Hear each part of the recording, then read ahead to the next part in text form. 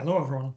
In this presentation, I want to tell you about the best ideas in animal ethics that I discovered for the past 20 years or so, going from a theory to practice. So I start with the theory, the most fundamental part in animal ethics theory. It starts for me with avoiding unwanted arbitrariness. My worst enemy in ethics, that's unwanted arbitrariness. What does that mean? Well, arbitrariness means making a choice without following a rule. If you pick some elements from a set randomly without following a rule, that's arbitrariness. It's unwanted when at least some individual does not want the consequences of that arbitrariness. So when not everyone can consistently want the consequences, if it's not tolerable by at least one individual that has preferences, then the arbitrariness becomes unwanted. The anti-arbitrariness principle says that we have to avoid all avoidable unwanted arbitrariness when making a choice. If you do not avoid avoidable unwanted arbitrariness when making a choice, then you are not allowed to make that choice. So arbitrariness in itself is not always a problem. Driving on the left side of the road instead on the right, or vice versa. That's not always a problem. That's an arbitrary rule, an arbitrary choice, but that's not unwanted. The problem in ethics is unwanted arbitrariness. Not always, but because sometimes unwanted arbitrariness is unavoidable. And only the avoidable unwanted arbitrariness is really a problem that we have to avoid. So you can say we have to avoid unwanted arbitrariness as much as possible. Why do we have to do that?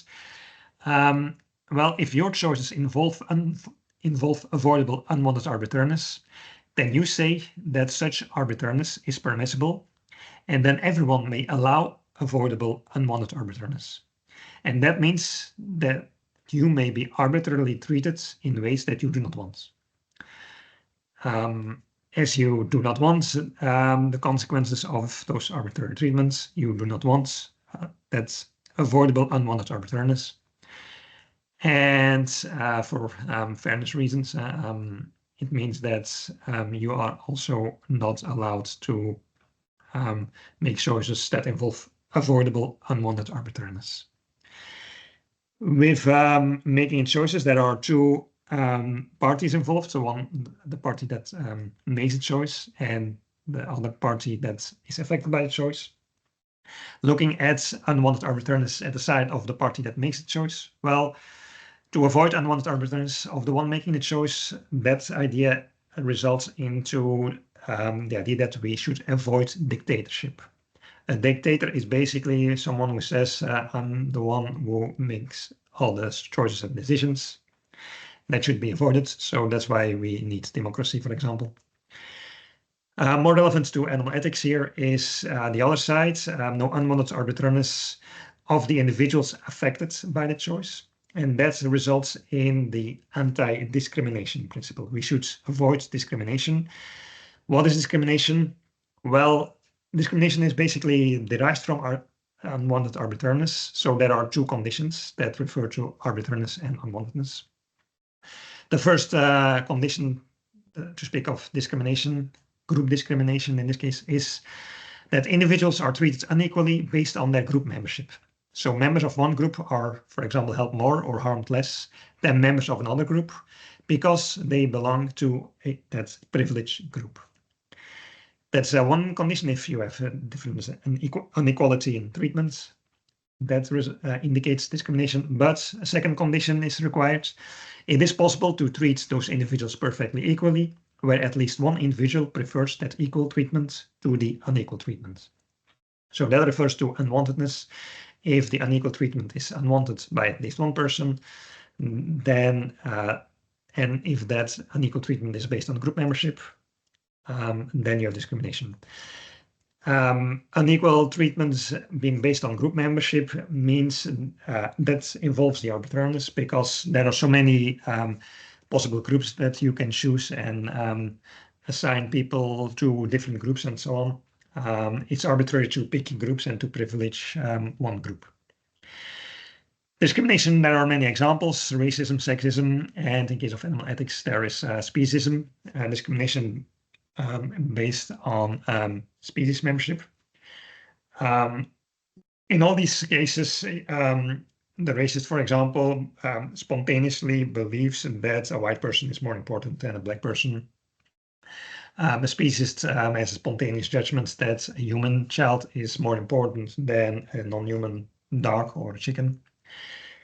That refers, that relates a bit to another topic that I want to discuss about optical and moral illusions.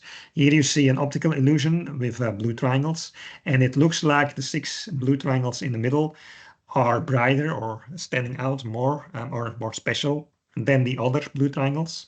But in fact, all the blue triangles are the same. I copy-pasted them. They all have the same blue tone. But even knowing that they have the same blue color, still they look, the 6 triangles in the middle look more special.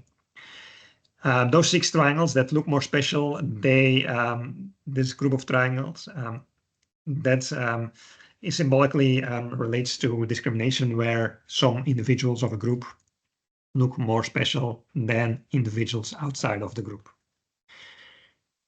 Speaking about moral illusions can be defined by 3 criteria. First, they are spontaneous intuitive moral judgments. Second, they are persistent. As with optical illusions, if you learn that it's an illusion, still the intuitive judgment, the perception seems the same, so they are persistent. And they violate the moral illusions, and they violate our strongest moral values. They are incompatible with a coherent ethical system. What is a coherent ethical system? That's a system of ethical principles that have no inconsistencies or contradictions and no unwanted arbitrariness.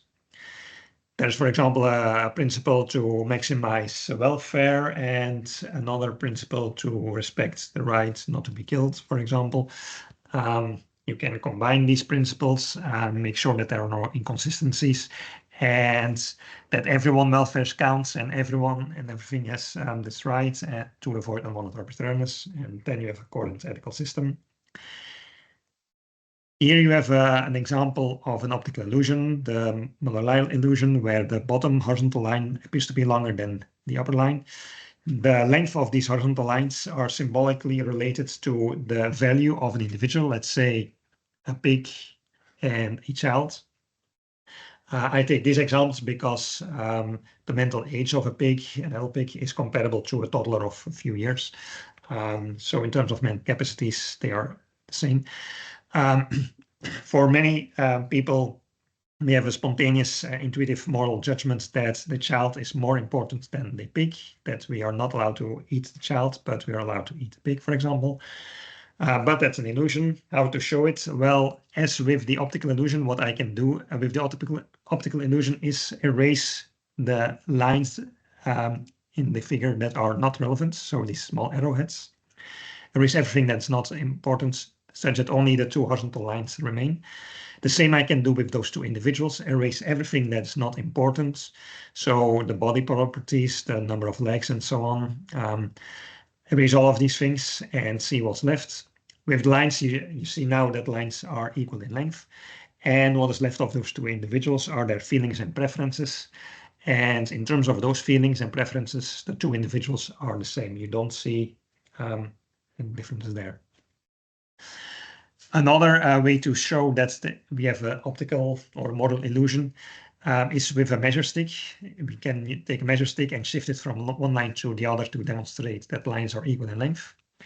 And the same we can do with the 2 individuals.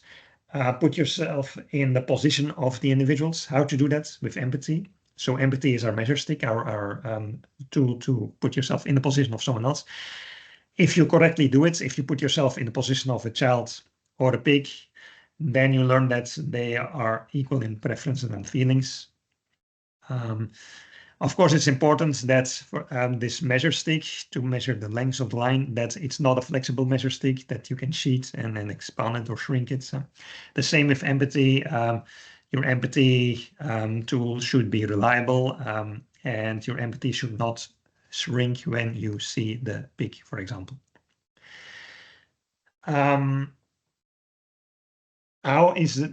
So we have speciesism, that's a persistent intuitive judgment. Just like an optical illusion, and that's in conflict with a current ethical system.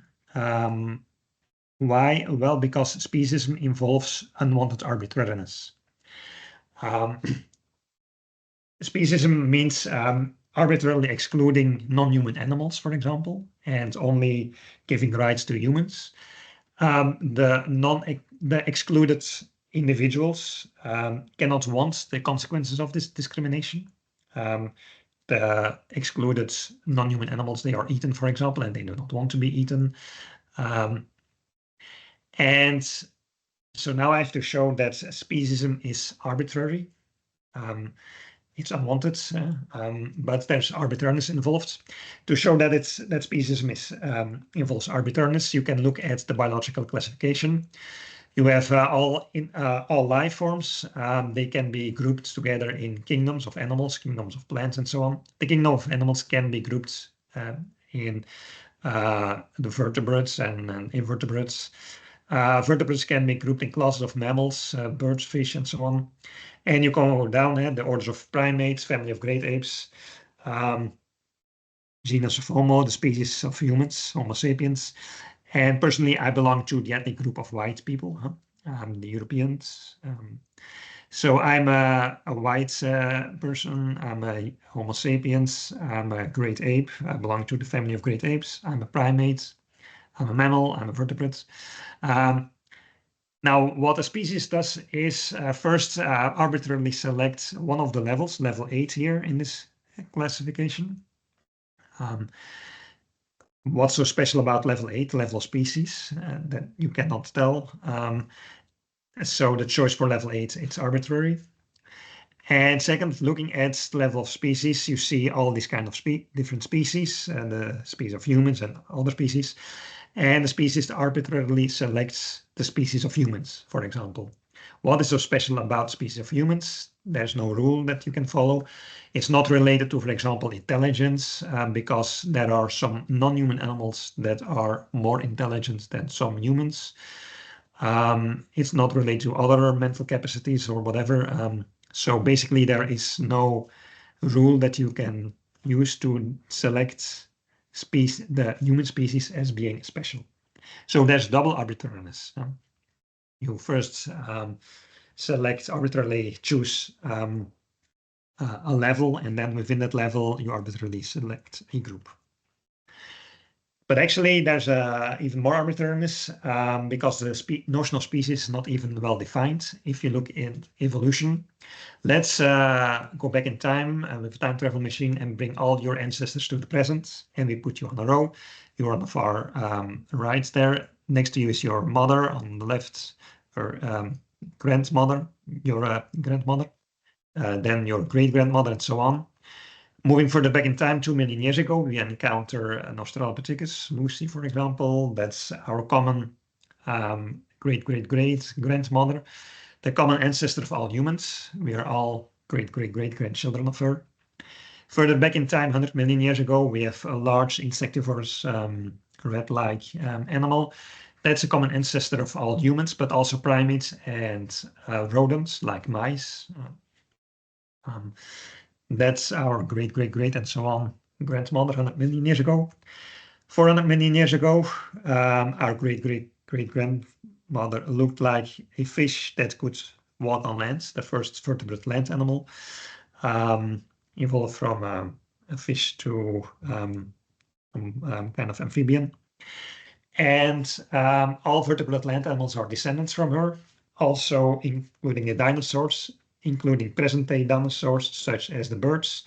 And the most common bird is a chicken, so we can move now forward in time at the descendants of, all the way to a modern-day chicken.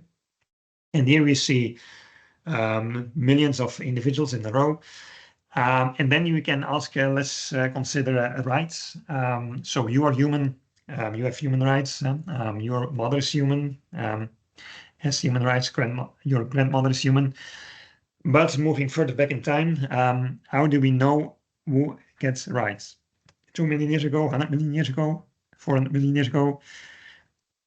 Where to stop if we move further and further? The point is there is no sharp boundary between humans and non-humans. We cannot say that there was an ancestor who was a human whose mother was not human. There is no mother who was a non-human animal mother who gave offspring, who gave birth to a human. So where to draw the line? It's arbitrary to say like the individuals on the right they all are human and have rights, and the individual on the left, on the other side, are not human and do not deserve rights. That's arbitrary. In traditional ethics, we start with the set of all important rights, and then we decide who or what in the universe gets these rights. And then we see that, for example, now we end up with universal human rights, where we say we draw a line around all humans, and we say all humans, everyone within this group gets rights. But that involves unwanted arbitrariness or discrimination, because there are non-human animals, for example, outside of this group, and they do not get rights, and they do not want the consequences of not having rights. So that always involves unwanted arbitrariness that we have to avoid. So I propose a new ethics with maximal inclusion, no unwanted arbitrariness, where we start from the condition that everyone and everything in the universe counts, and everyone and everything should have the same strong rights. And then the question is, which rights are we talking about? So if you think about it, it's an exercise that you can do. What rights would you grant to everything and everyone in the universe? What rights are you willing to grant to everyone and everything in the universe? The right to live, the right not to be killed. Well, that's a problem, because if a plant has this right to live, and then you cannot eat plants, and yeah, then you have to die from starvation. Now, if you think further about it, perhaps the right not to be killed against your will. Okay, a plant probably does not have a will, so it's you can grant the plant that right. You can still eat plants. It's not against the will of the plant, because the plant does not have a consciousness. That's better, but still that raises some problems, that kind of right. I think you end up with one specific right that you can grant to everyone, the right to bodily autonomy. That means not to use someone's body against that person's will. That's the reason why we should avoid rape, slavery, cannibalism, forced medical experiments, gladiator fights, terror bombing. These are all examples where the right to bodily autonomy is violated, where someone's body is used against that person's will. This right is the same as the right not to be used as merely a means. Merely a means, that has two terms, merely and means. The means refers to the fact that the presence of the body is required to achieve an end. For example, with cannibalism, you eat the body of a human. If the body is not present, you cannot eat the human. So if you eat a human, then that human is used as a means. If eating that human is against that person's will, then the treatment is unwanted, and then you use that human as merely a means. So that's why cannibalism is an example of using someone as merely a means. That's why cannibalism avoids bodily autonomy. Also with bodily autonomy, the two words bodily and autonomy refers to these two conditions. The presence of the body is important, and autonomy means that the treatment should not be unwanted. Now, these two conditions means that this right to bodily autonomy is only relevant for sentient beings, because only sentient beings have a conscious experience of their own body, and only sentient beings have a subjective will. For other objects, like this computer, for example, what is the body of this computer? The computer does not have a sense of its body, so the body of this computer is not well defined. And this computer also does not have a will. So I use this computer now, but this use of the computer is not against its will. The body of the computer is not used against its will. So I do not violate the right to bodily autonomy of this computer. Whatever I do with the computer, this right to bodily autonomy is always respected. The same goes for eating plants. Vegans, for example, still eat plants. Does that mean that vegans discriminate plants? No, because vegans now can perfectly 100% respect the right to bodily autonomy of plants. The thing is, plants do not have a will and do not have a sense of their own body because they are not sentient beings. So whatever you do, even if you eat plants, that usage of plants does not mean that the right of this plant is violated. This philosophy results in veganism. I think this is the strongest argument for veganism, that we have to avoid consuming animal products because, well, the production of animal products requires the body of the animal, and the animal is treated against its will. So the basic rights to bodily autonomy of the animal is violated when you eat meat or eggs or dairy, for example. We can derive this right to bodily autonomy in another way. This is a bit more technical. Let's start with total welfareism. Welfare refers to a conscious positive or negative evaluation of a situation by the individual that has welfare. So it basically measures how good that situation is according to that individual. Philosophers use a synonymous term utility, and you have utilitarianism. So total welfareism or total utilitarianism is the idea that we should choose the option or the situation that has the highest total welfare of everyone who exists in that situation, existed in the past, or will exist in the future. So you have different options. In the options, there are different individuals with different welfare. You add up all the welfare of all the individuals that exist in that option, and you choose the option that has the highest total welfare. That's total welfareism. In this case, everyone's welfare counts equally, so no discrimination, no arbitrariness, that's fine. But this philosophy is very demanding. Actually, there is no total welfarist in the world because that requires too much sacrifices. It's very demanding. You can call it totalitarian welfarism because it's so demanding. How to avoid this demandingness problem of total welfarism?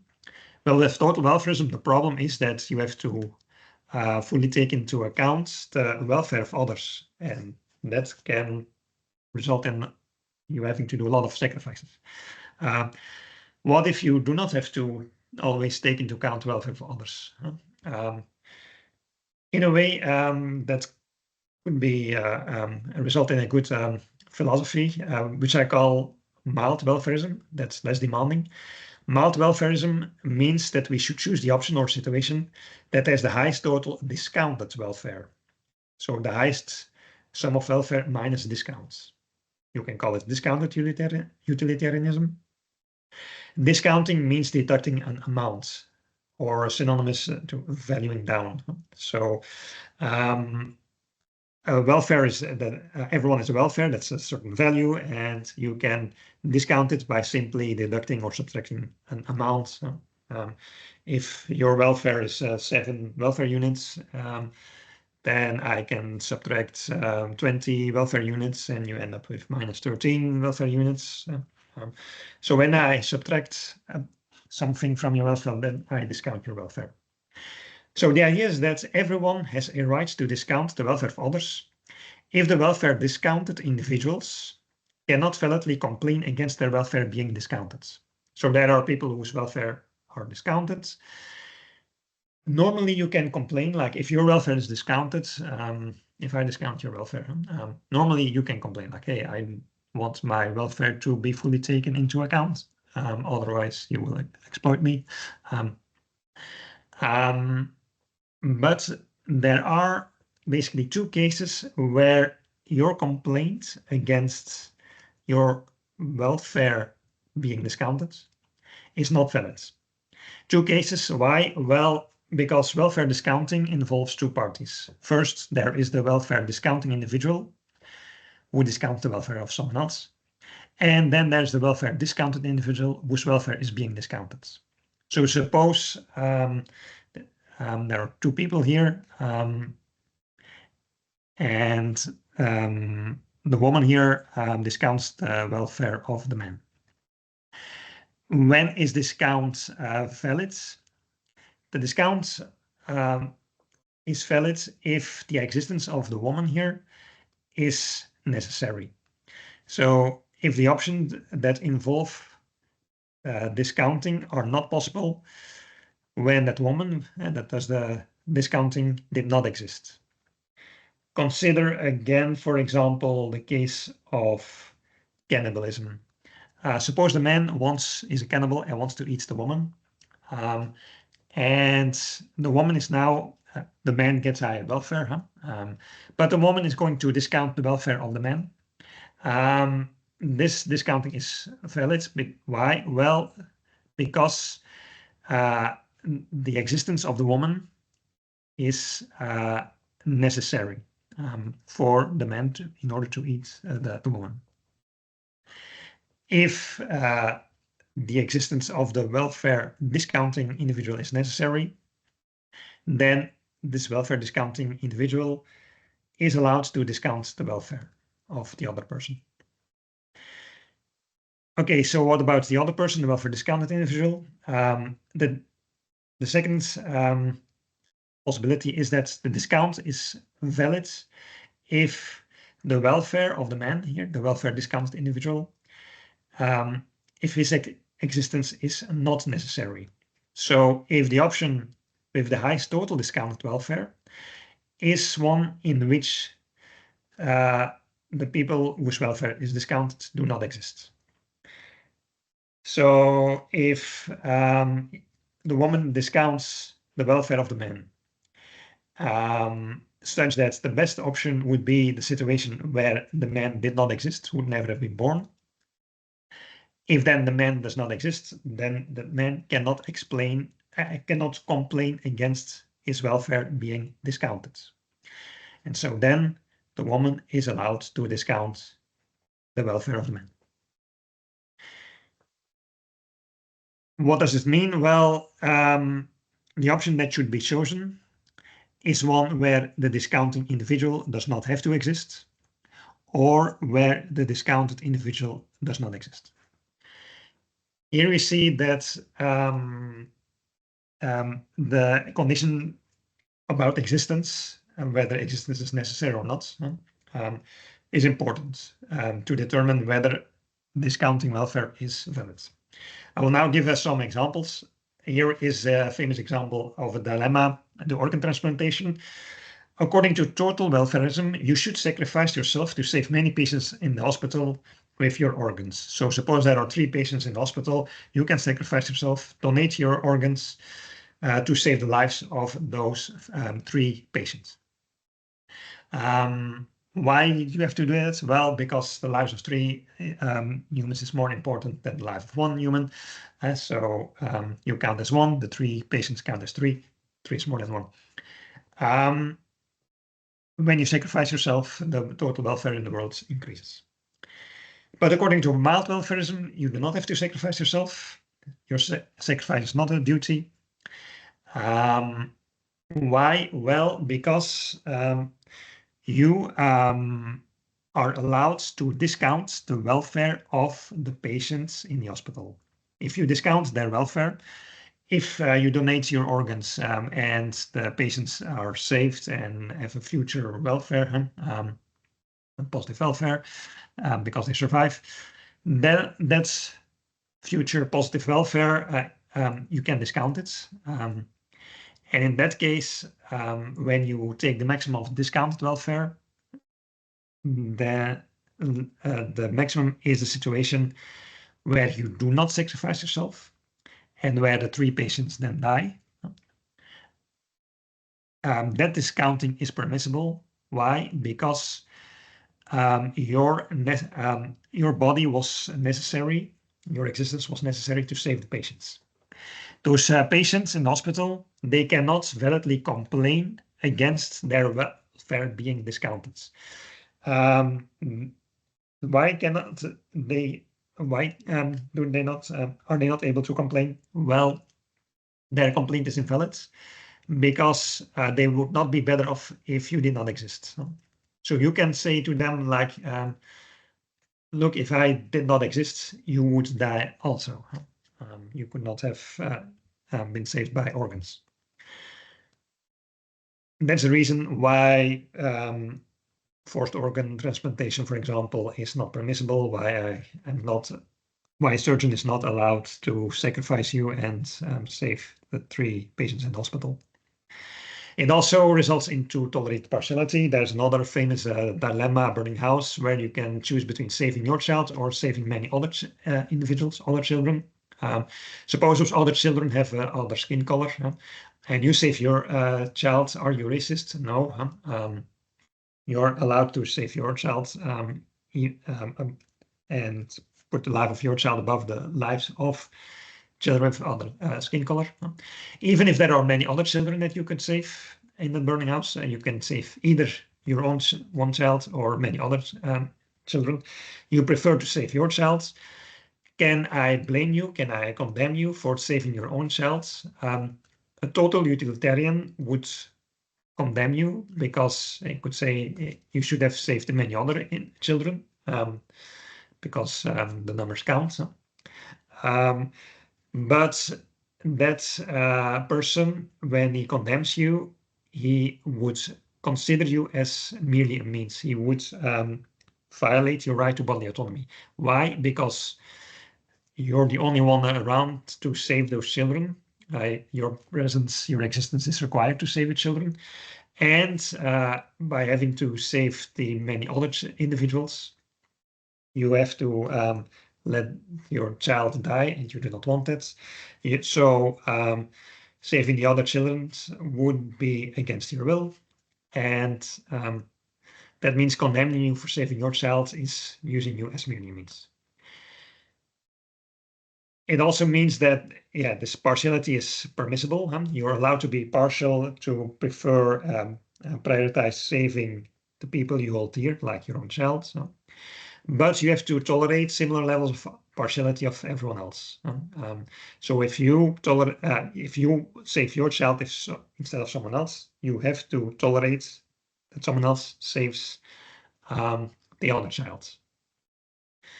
You have to tolerate similar levels of partiality of everyone else. In terms of animal ethics, there is the other famous example of a burning house dilemma where you can save either your child or an animal, a dog. If you save your child, it does not mean that you are speciesist. You are allowed to be partial towards saving your child, as I said, and you're not racist if you save your child instead of another child with another skin color. So you're also not saving, you're not a speciesist if you save your child instead of the non-human animal. But at least you have to tolerate other individuals who would save the animal instead of your child. You cannot condemn them.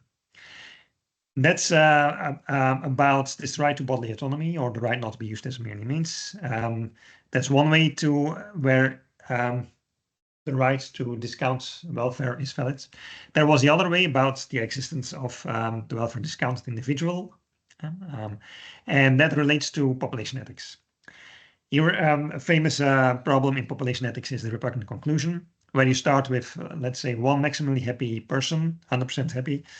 You can choose a second situation where you add a second person that is almost maximally happy, 80% happy. Most people would say that the second situation is at least as good as the first because no one is worse off. The total welfare almost doubles. You simply add some extra very happy person. So definitely it cannot be worse than the first situation. Okay. There's a third situation possible where you now equalize everyone's welfare. So everyone gets 90% welfare. Most people would say that the third situation is better than the second. Why? Because total welfare is the same, but now everyone is equal. So if you have preference for equality, the third situation is better than the second. But again, you can do this over again, multiply, double the population, add two other people with happiness 70%, equalize them, that everyone gets 80%, and then double again, equalize, double again, until you end up with hundreds of people who all have welfare level 1%. This is like with an optical illusion of the staircase that goes in a circle, always up and up until you end up at the same position. There's a famous optical illusion. In this case, you always have an improvement. Every step gives you a better situation, but most people have the intuitive feeling that the final situation here, the hundreds of people with welfare 1%, is worse than the initial situation. How to avoid this repugnant conclusion dilemma? Well, with mild welfarism, that's possible.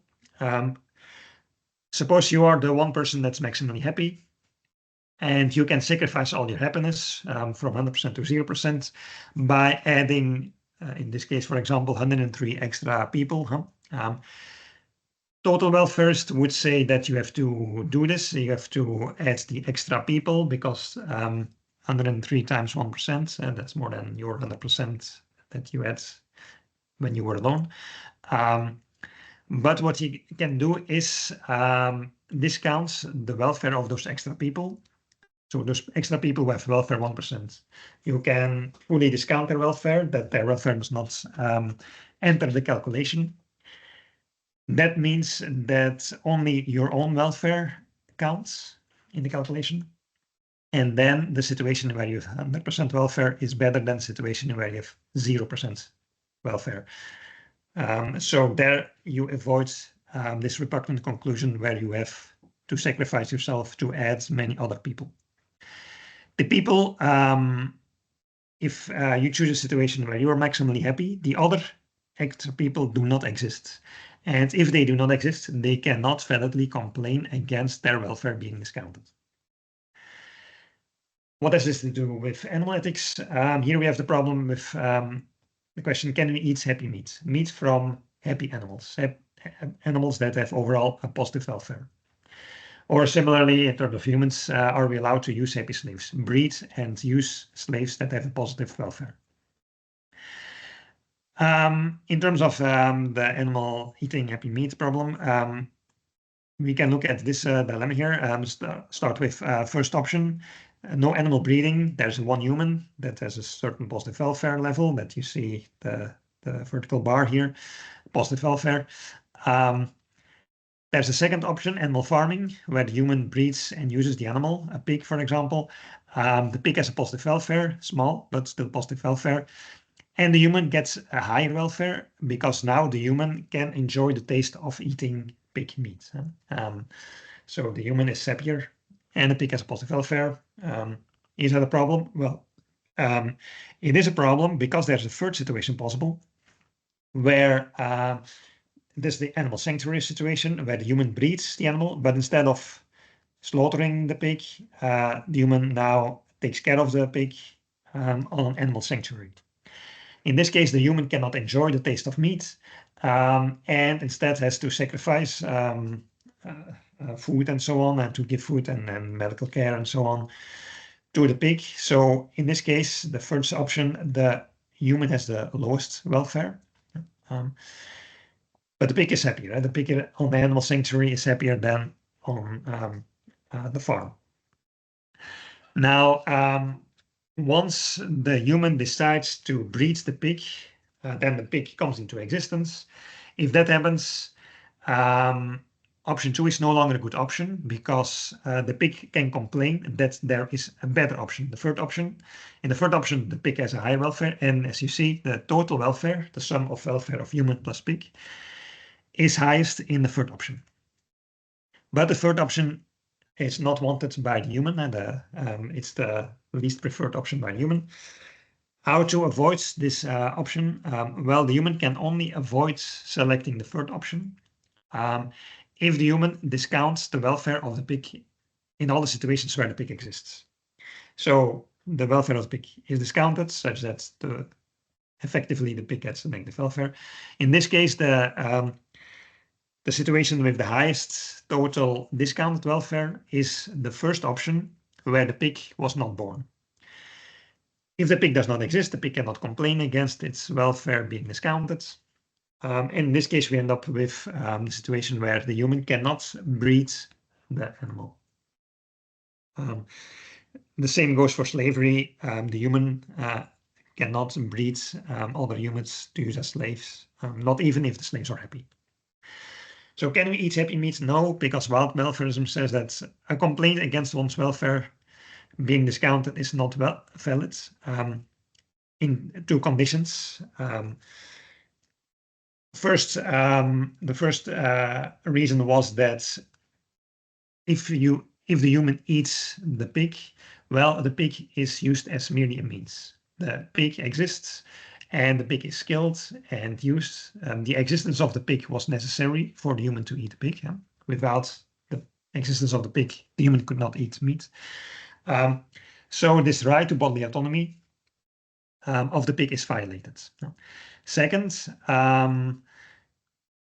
due to the discounting of the welfare of the pig, the existence of the welfare discounted individual, the pig, is not necessary.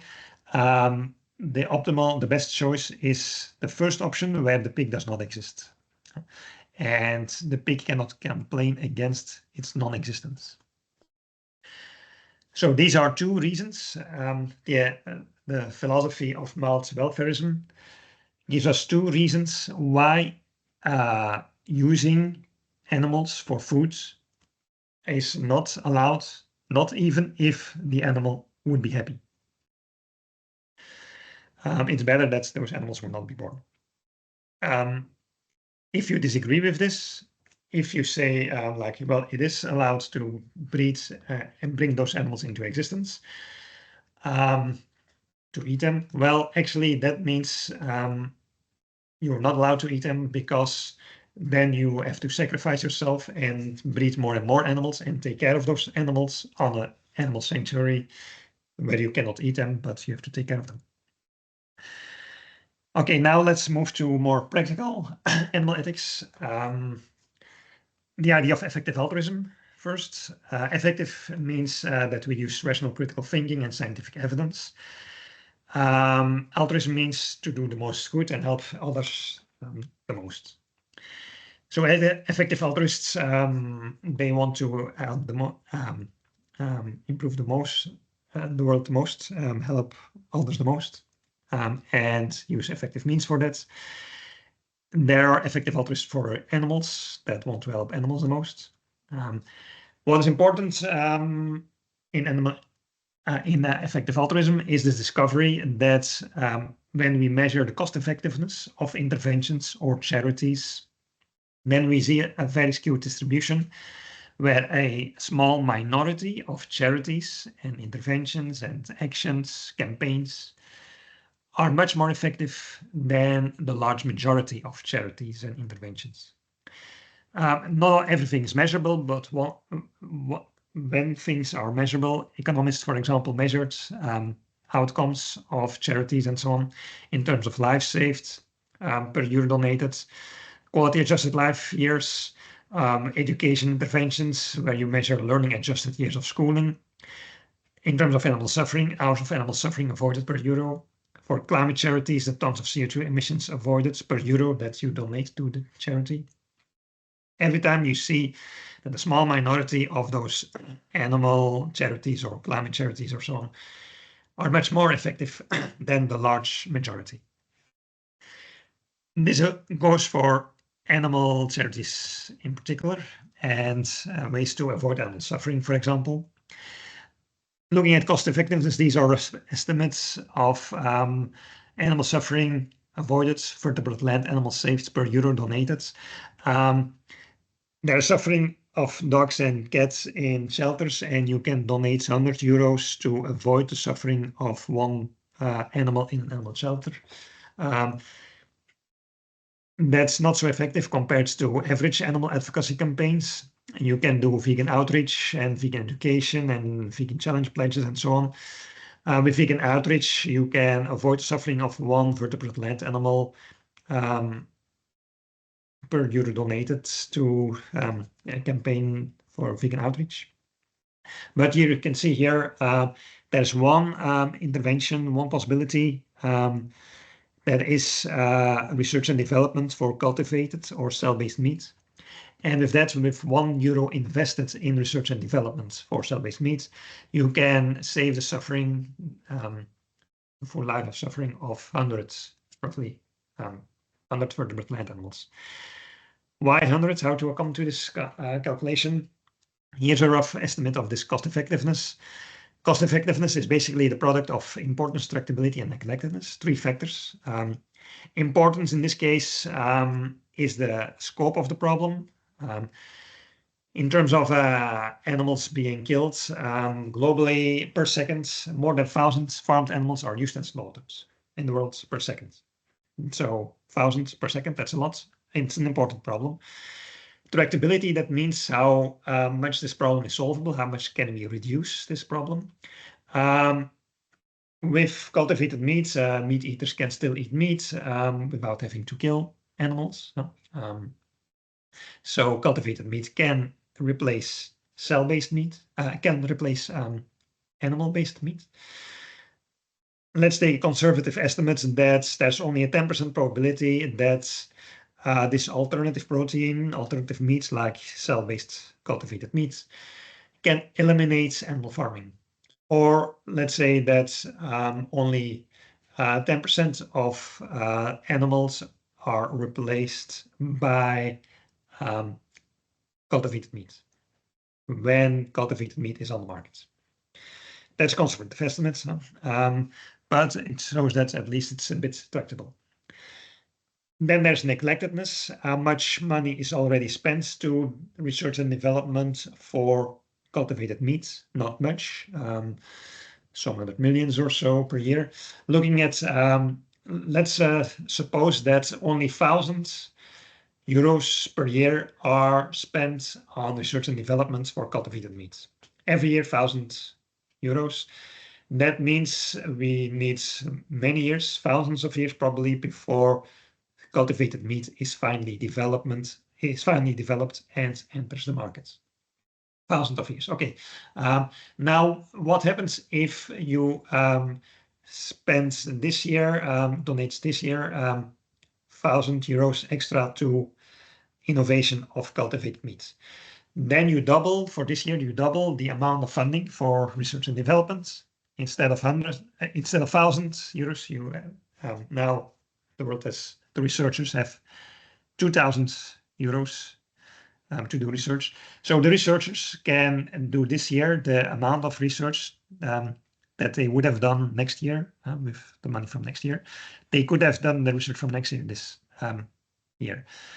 So that means the acceleration. There's 1 year of acceleration of innovation of cell-based meat. That means cell-based meat enters the market 1 year sooner. The more neglected it is, the less money it receives, and then the more money it gets from you, the more the innovation is accelerated. Looking at the numbers now, you can say that if you donate €1 extra for innovation of cell-based meat, you have cell-based meat developed 1 second sooner. It's 1 second sooner on the market. For €1, it shows that this solution of innovation of cultivated meat is rather neglected.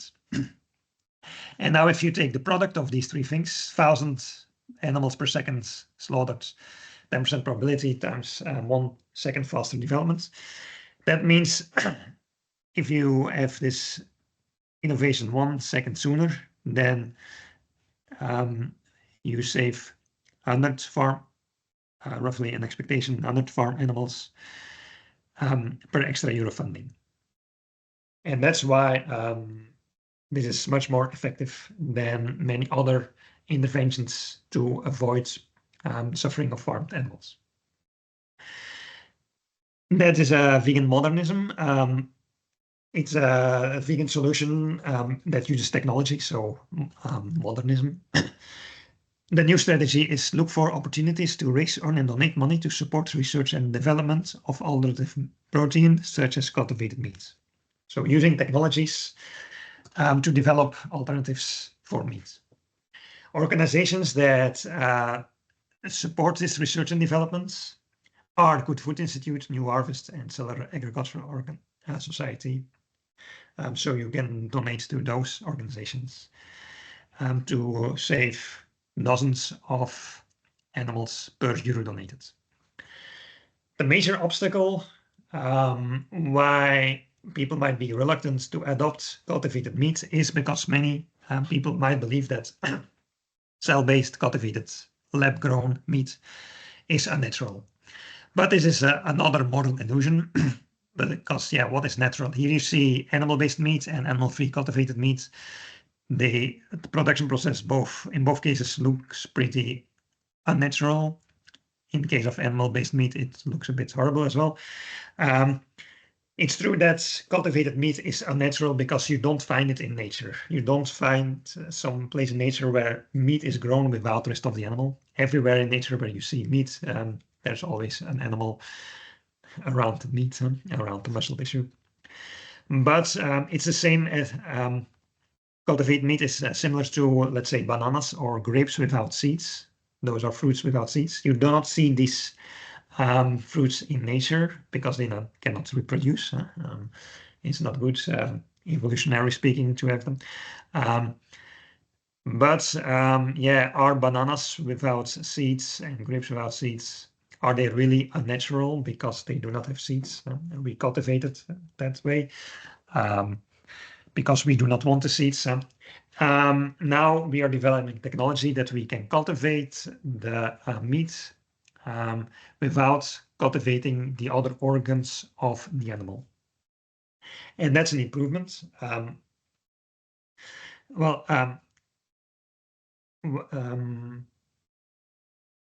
This fallacy of naturalism is a moral illusion. It's comparable to an optical illusion of here you see black spots, and if you look long enough, you suddenly can see a dog, the image of a dog. And once you see the dog, it's difficult to unsee the dog, to no longer see the dog. Even if you close your eyes and then see it again, you still see the dog. The same goes for this idea of naturalness. You have perhaps a spontaneous, intuitive judgment that animal-based meat is natural and cultivated meat is unnatural.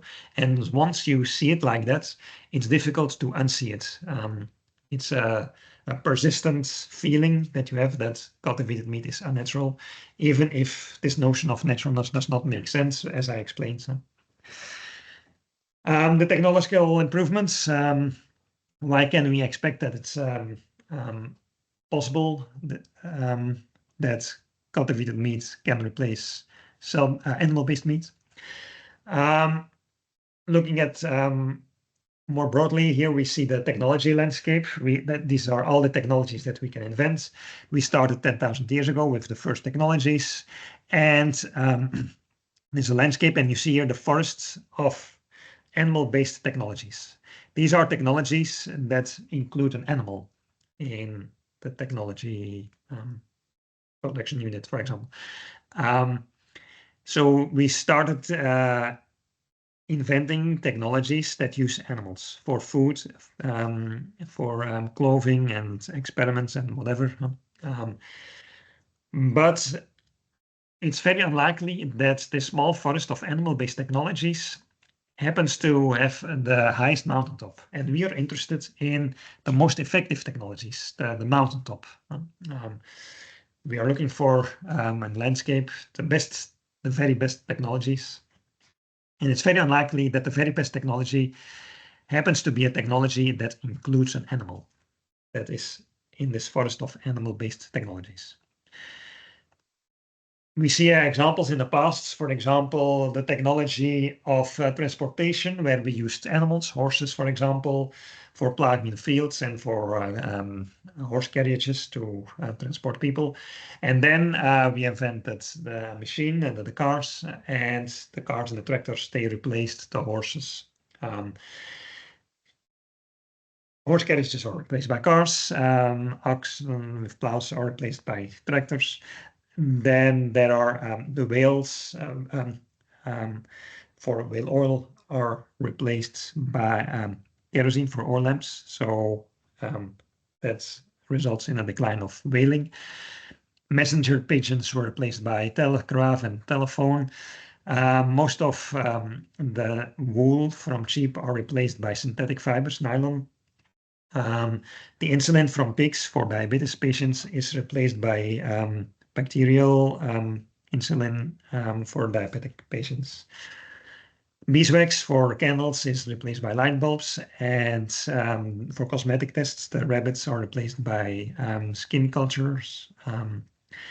The feather is replaced by a ballpoint pen to write, and in the movies, live animals are replaced by computer animated animals. You see all these kind of replacements of an animal is replaced by animal-free alternative.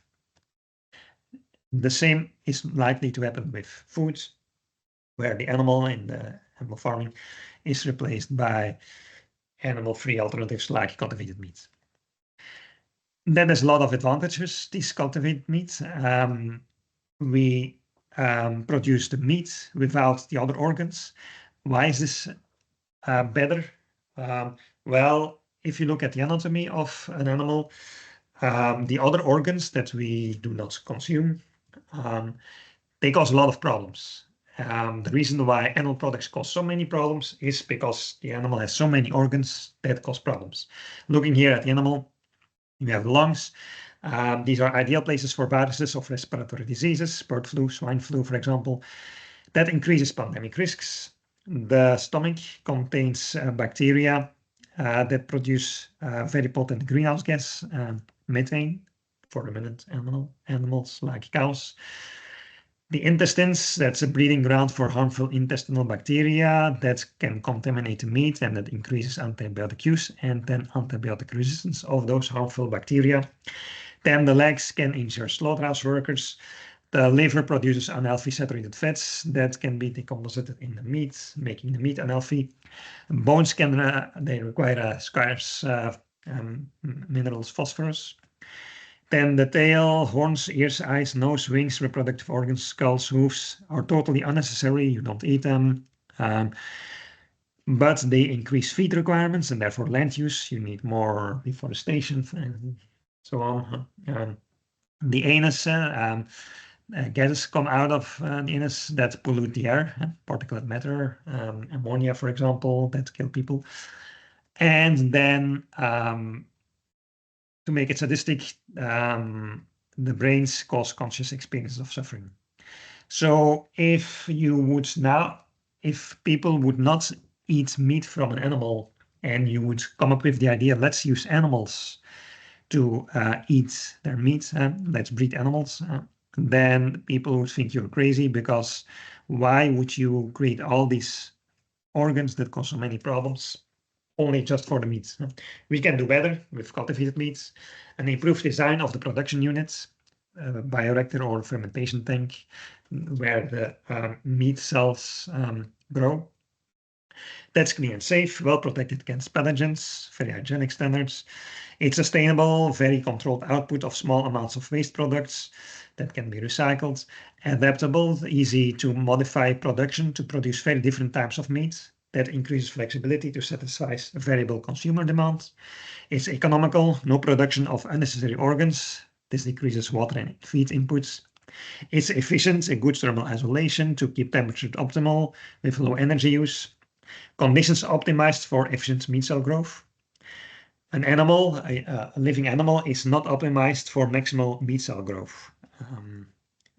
So here you can make a production design that has maximum meat cell growth. It's ethical, has no nervous cells that create conscious experience of suffering. And it's smart and no need to completely destroy the production units when harvesting the muscle cells.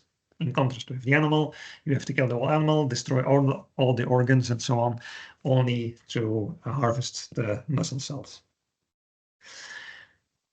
The many organs of the animal relate to the many problems, and that's why if we decrease or eliminate animals in our food production, we have a lot of benefits.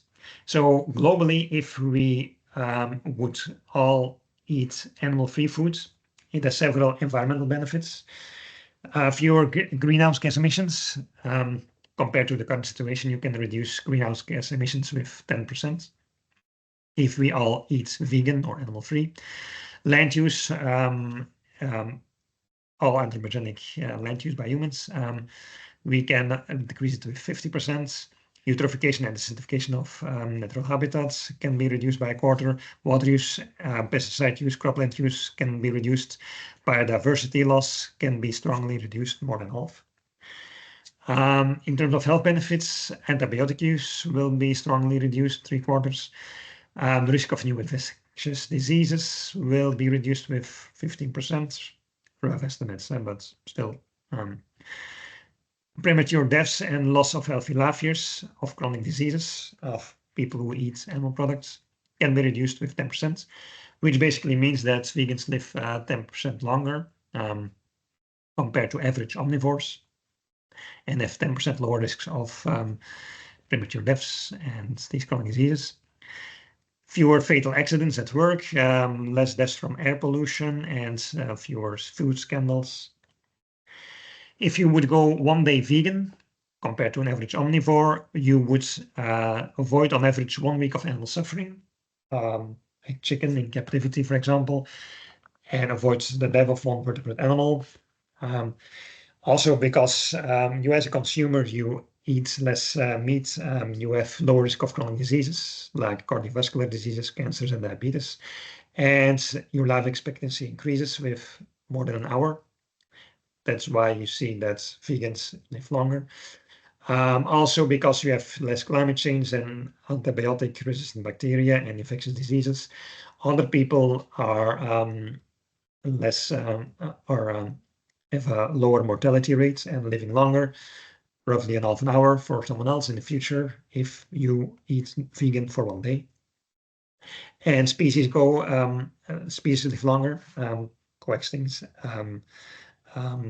later. In contrast, if everyone eats animal products every day, then you see that species lose a lot of hours, and you see the premature extinction of species, and you see the premature death of a lot of humans. These are arguments to go vegan. You have the moral arguments based on animal rights, on the right not to be used as a means.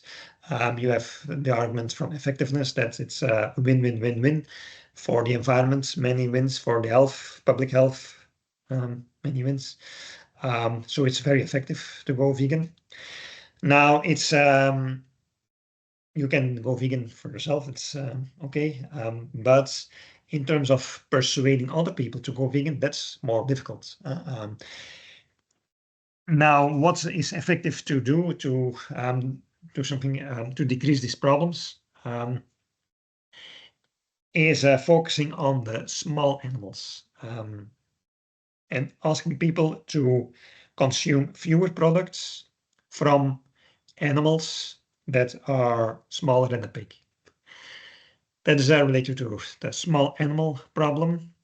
If you consider the hours of animal suffering for the production of 100 grams of cheese or red meat, well, that's 5 hours of animal suffering, negative experiences that you do not want your dog to experience, compared to 100 grams of eggs, chicken meats, fish.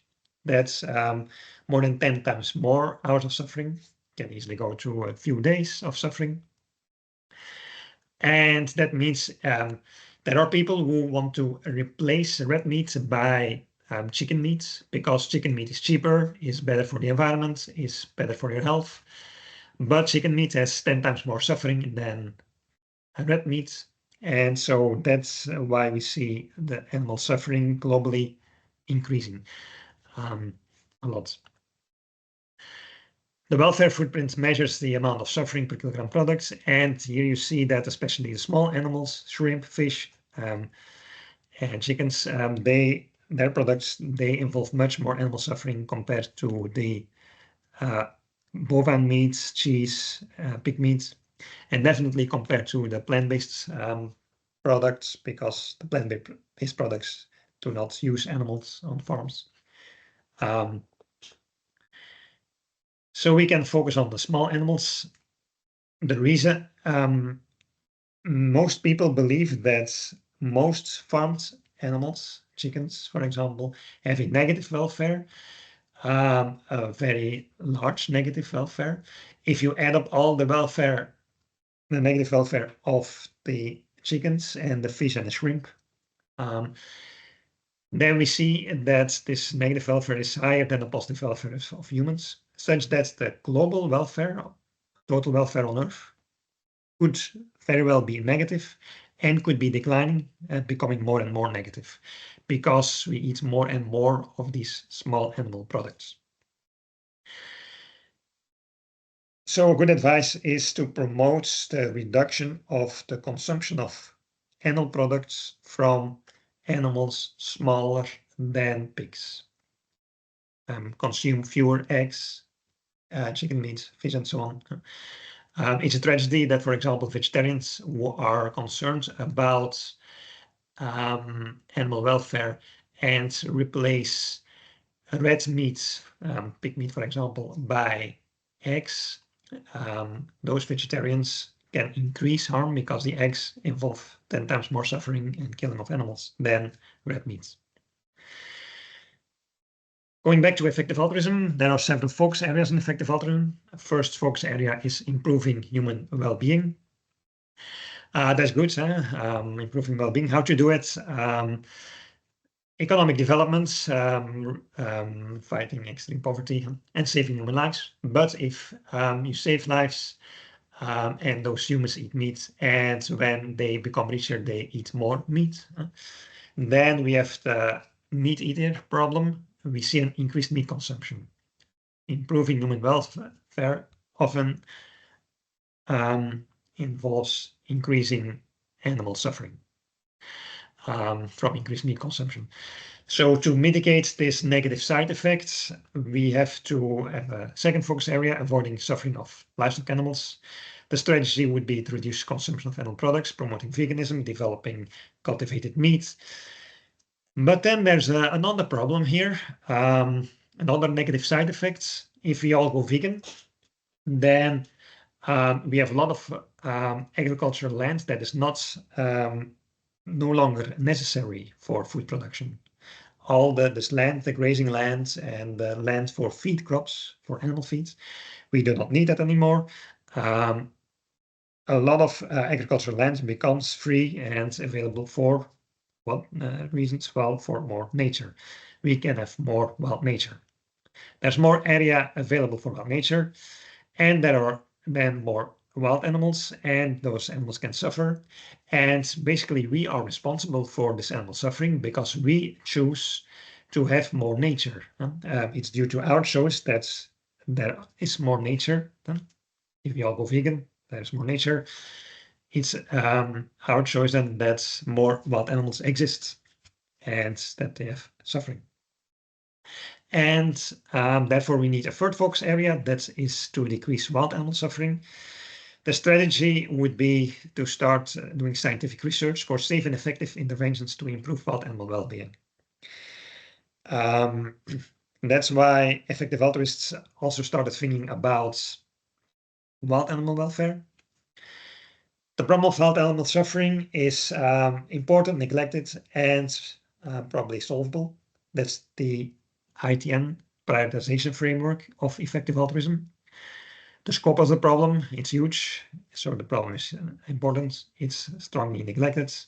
And whether it's solvable has to be researched, investigated. Why is it important, this problem? Well, because there are many wild animals, much more orders of magnitude more than there are humans and farmed animals. Also, most of the wild animals die prematurely. If you look at humans, only a small percentage of humans die prematurely as a baby or a child. Most humans survive to adulthood and can reproduce. But if you look at the birds, birds gives offspring to, let's say, 10 birds every year. And what happens with them, they cannot all survive and reproduce, because then you end up with hundreds and then thousands birds and 10,000 birds. That grows exponentially. That's not what we see in nature. In nature, we see that a lot of those birds, 9 out of 10, die prematurely. Only one of them can survive and reproduce. Otherwise, you have a population explosion. With fish, it can be very extreme. It can have 10,000 offspring, and almost all of them, except one, can reproduce. That means if you look at lifespan, most humans can reach a high percentage of their maximum lifespan, but with most wild animals, they die prematurely. Most animals can only live up to a small fraction of their maximum lifespan. And if you die prematurely, that's often associated with a lot of problems. How do these animals die? From diseases, starvation, parasites, predators, injuries, venomous bites, and so on. So that's a lot of intense suffering. Why is this problem neglected? Because of a species bias, first of all. Many people believe that the suffering caused by non-humans or by nature is not so bad compared to an equal amount of suffering caused by humans. So those people, animal rights activists, for example, they say we should prioritize avoiding the suffering of animals where the suffering is caused by humans, farms, for example, farmed animal suffering, instead of suffering caused by non-human animals. Another reason why it's neglected is the naturalness bias. Naturalness means no human influence, no interference by humans. Synonyms are wildness, pristineness, purity, ecological integrity. But this bias is a kind of arrogance, basically. Why? Well, because you as a person, you may value naturalness of nature, of an ecosystem, a forest, for example. But nature itself does not value naturalness. Nature does not value anything, is not able to value anything, has no preferences. Nature has no experiences when naturalness is lost or when pristineness or wildness is improved or not. Nature does not experience these things. In contrast with welfare, that's the sum of positive minus negative experiences. You can value the welfare of a wild animal, but next to you, there is always at least someone else, namely the wild animal itself, who values its own welfare. So that's the difference between valuing welfare versus valuing naturalness. If you say that naturalness is more important than wild animal welfare, that's arrogance, because then you put your own valuation of naturalness higher than the valuation of welfare of the other, of the animal. Another reason why wild animal suffering is neglected is the scope neglect. There's this psychological experiment where people are asked to donate money to an animal charity, where letter A says that the person can save 2,000 birds by donating an amount of money. And the second letter says you can save 20,000 birds. How much money are people willing to spend to donate to these charities? Roughly the same amount. So they don't see a difference between saving 20,000 or 2,000 birds. It's comparable here to this scope neglect idea that you can see the difference between 10 and 20 dots, but seeing the difference between 110 and 120 dots, that's more difficult. Each dot can represent a life that you can help or that you can save. So saving 20 lives, you can see that that's better than saving 10 lives. But seeing that 120 lives saving 120 lives is better than saving 110 lives, that's more difficult. Another fallacy that explains neglectedness is the natural equilibrium maximizes well-being idea, the status quo bias. So the current state of the nature happens to be the one that maximizes welfare, but it's very unlikely. So the current state of nature is determined by parameters, the level of competition, the level of predation, and by diversity in nature.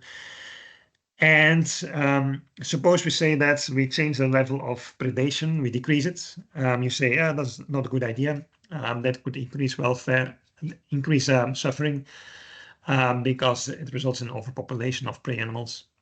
What about increasing predation, adding more predators? Well, that's not a good idea because then more animals are killed. That increases suffering, lowers welfare.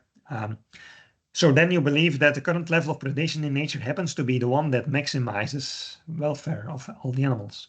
And that's very unlikely because the current level of predation in nature was not set to maximize welfare because nature does not care about welfare. Evolution does not care about maximizing animal welfare.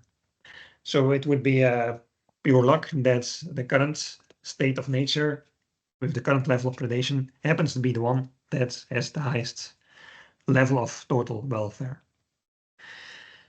That is futility thinking. We cannot solve the wild animal suffering problem. Here an example, suppose there are two problems, farmed animal suffering and wild animal suffering. Suppose you can fully eliminate the first problem, farmed animal suffering, reduce the problem with 100%.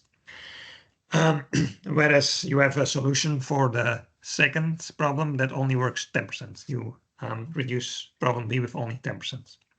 Which of those solutions would be the best? To reduce 100% problem A or to reduce 10% problem B? The total reduction of suffering, well, there is much more wild animal suffering than farmed animal suffering. And that's why even a 10% reduction of problem B can result in a higher reduction of suffering overall. That relates to a certainty effect or the zero risk bias. Here you see a curved graph. On the vertical axis, you have the perceived badness of suffering, and on the horizontal axis, the actual level of suffering.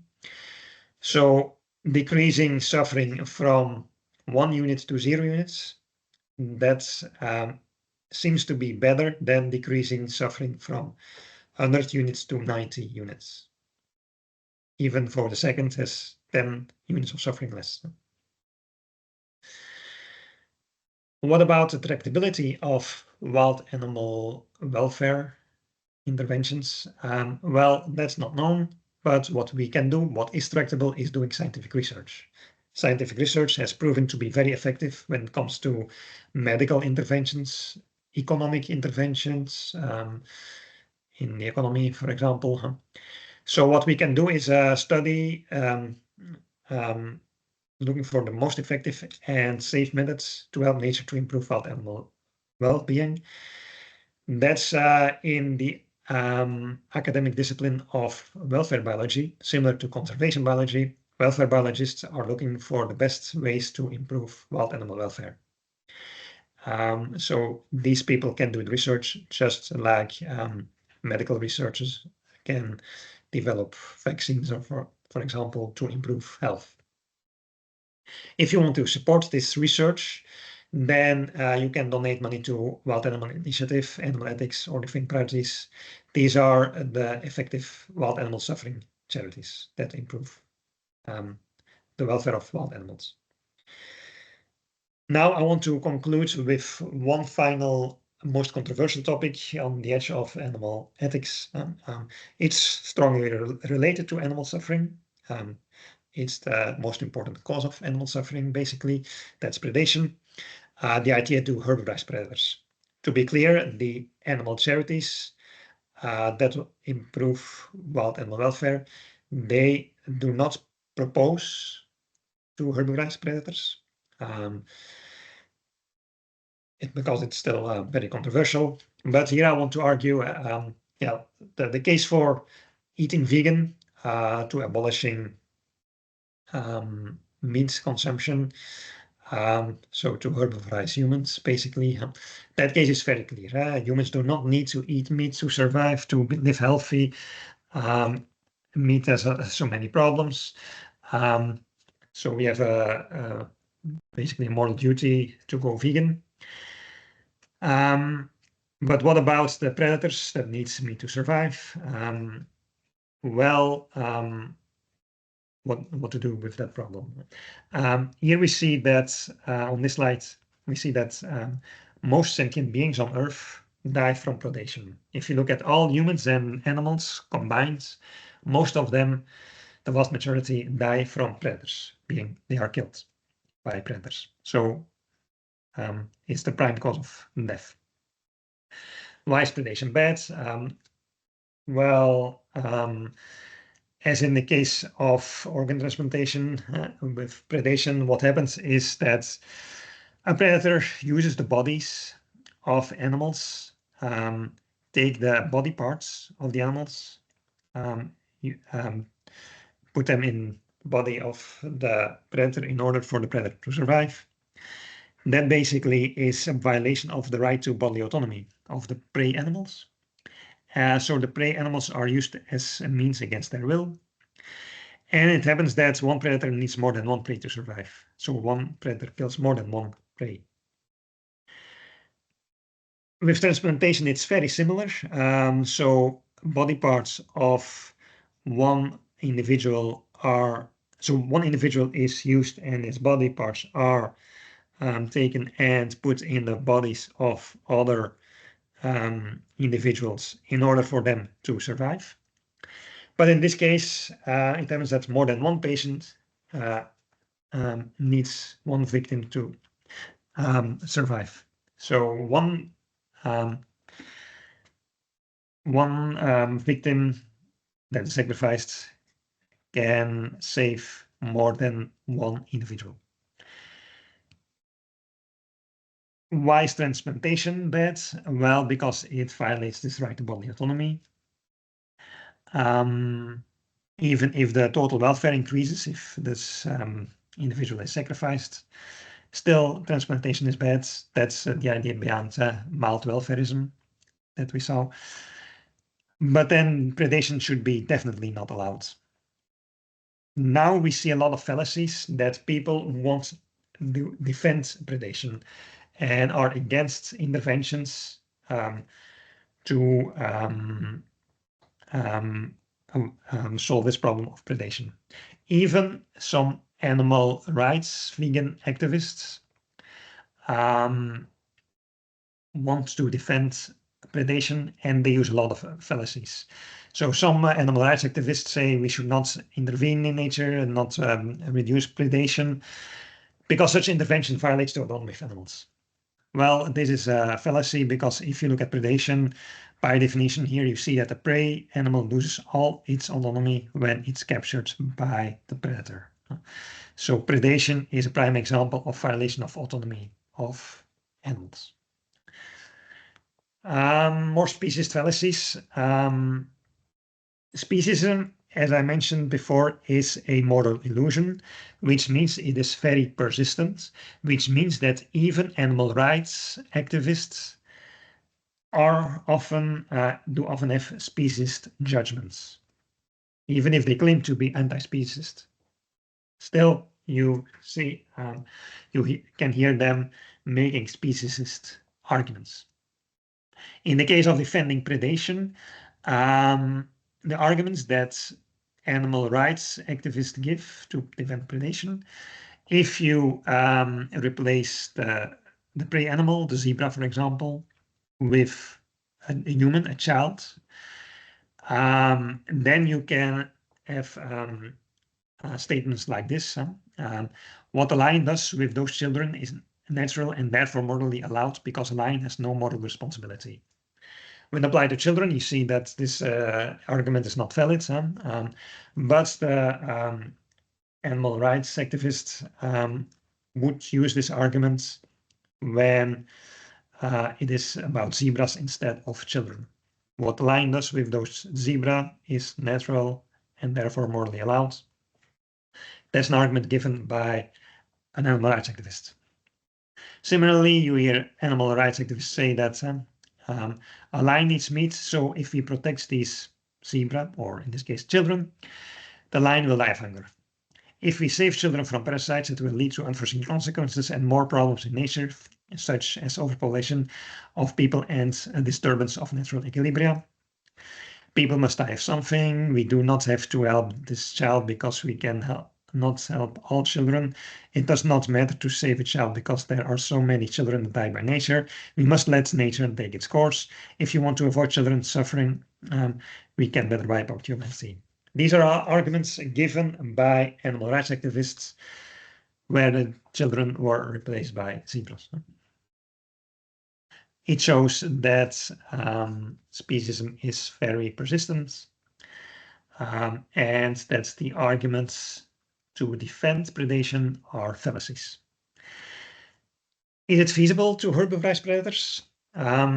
So solving the predation problem, what we can do is painlessly kill the predators or sterilize predators that they cannot reproduce and then they go extinct.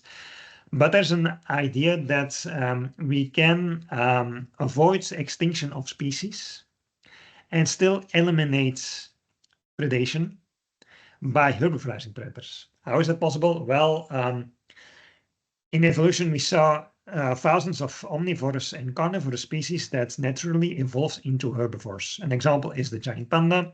The ancestors of the panda were carnivores, and now the panda eats bamboo, so the panda is a herbivore.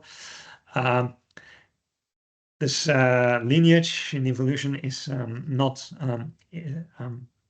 interrupted, so the species evolved, but there was no extinction event. Similarly, we have seed-eating birds and some lizards and some jumping spiders and fish are developed into herbivores. Their ancestors were omnivores or carnivorous species. If that's possible in evolution, then why would it not be possible with selective breeding and gene editing and gene drives? With these technologies, we can steer evolution to herbivorize predator species. Is this feasible for nature? Well, an ecosystem where all predators are herbivorized is an ecosystem with two levels in the food chain, two trophic levels. Why would such a system not be possible, would not be able to function? A system with one level or with 3 or 4 levels in the food chain, they can function. Why would a system with 2 levels not function? Second, there may be negative side effects such as overpopulation, but they can be mitigated. The overpopulation of herbivores, if there is no predation pressure, can be avoided with wildlife fertility control. New biotechnologies such as gene drives can make such population control cost-effective. Finally, there's a fallacy about playing God. If we intervene in nature and eradicate predation by herbivorizing predators, are we not playing God? Well, what is playing God? There are different interpretations of playing God, but in all these interpretations, we can say that it is the predators who are playing God. For example, determining who will live and who will die. Well, the predators do that. Influencing the biological identities of other animals. Predators do that. They determine the skin colors and bodily dimensions of other animals. If herbivorizing predators means that we determine physiological properties of the animals, and the stomach and so on has to be adapted for them to become herbivore. So yeah, their biological identities change, but predators do that as well. We also, if we herbivorize predators, we change nature, but actually the predators are also massively intervening in ecosystems and changing natural habitats. That there is a forest or a grassland, that's determined by predators. Those predators, they intervene in nature without first performing environmental impact assessments or doing scientific research about consequences. So they play God blindly. They massively intervene in nature and change identities of the individuals in nature. And they do so without first reflecting about consequences. So they are definitely playing God. If you want to support this research about herbivorized predators, you can put in money to herbivorized predators. But it's not clear that this is now a top effective charity if you want to do something about animal welfare. If you have further questions, then you can contact me or look on my website. Okay, that's it. These were all the best ideas of animal ethics. Thanks for listening.